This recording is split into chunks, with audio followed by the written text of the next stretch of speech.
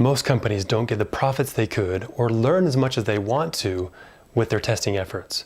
So the question for you is, how could testing theory help you in your testing efforts? Well, let's answer that.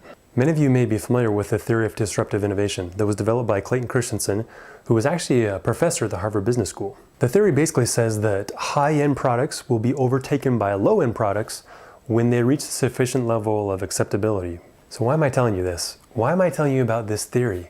Well, let me tell you a couple of stories to help you understand why this theory is important for you and how other theories can help you in your business. In 1997, Clayton Christensen was invited out to Santa Clara by Andy Grove, who was then serving as chairman for the company Intel.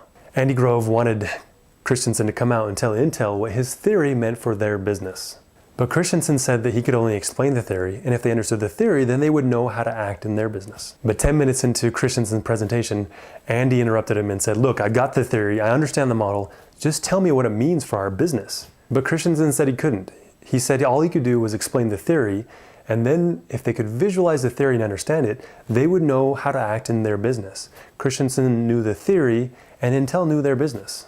So Christensen then began to explain about the mill industry and how mini mills were able to overtake the large steel mills and put them out of business. All but one were put into bankruptcy because of their strategy. On the surface, this steel mill example seemed irrelevant to a large company like Intel. Once Christensen had presented the theory, Andy said, "I get it. I get what we're supposed to do." He then went on to explain how he knew what to do because of the theory, and what they were going to do was they were going to launch Celeron, a low-end microprocessor that would be like the mini mills in the theory, that would be able to be his own business working for him. Instead of telling Andy what to think, Christensen taught him how to think.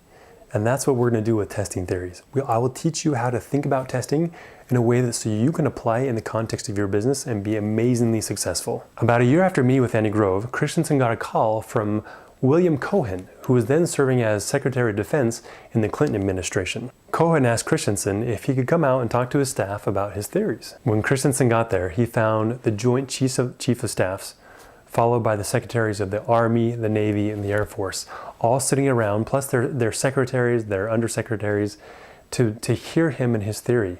Cohen said this was the first time that he'd ever convened all of his staff in one room. So Christensen then began to explain the exact same theory that he had to Andy Grove. A little ways into the presentation, General Hugh Shelton asked Christensen, "Do you understand why you're here? Do you know why we want you here to explain this theory?" And Christensen said he didn't know. General Shelton explained how everything they did in the Department of Defense was based on the Cold War era strategy. Everything they did was based on what the USSR threat used to be. But today, the threats were from terrorism, which was similar to what the mini mills were doing with rebar back in the steel mill industry. Once the Department of Defense understood the theory, they could then change the large Soviet era strategy they had and change it to one that was more focused on one that would actually help fight terrorism. So what they did is they set up a new laboratory called the Joint Forces Command, which was a place that they could work independently to try and overcome the terrorism around the world. You know, on the surface, the computer chip industry and countering terrorism couldn't seem to be more different.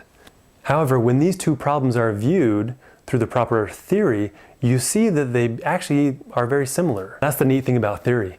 It helps us categorize, explain, and most importantly, it helps us predict what might happen and what we should do. When you have good theory, you can apply it to lots of different circumstances, lots of different situations, and it will help you know what to do. That's the power of theory. Most experts out there teach people what to think. They tell them what to do. That's not what my goal is here with this course.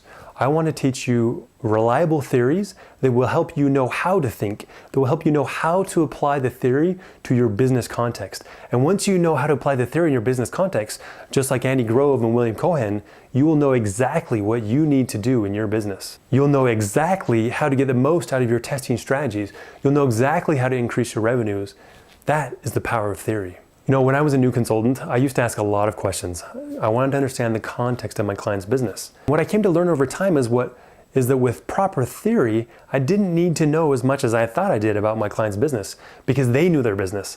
I could teach them the testing theories and they would be able to apply them themselves in their business context. I don't know your business context and I don't know what your business is, but I don't need to know.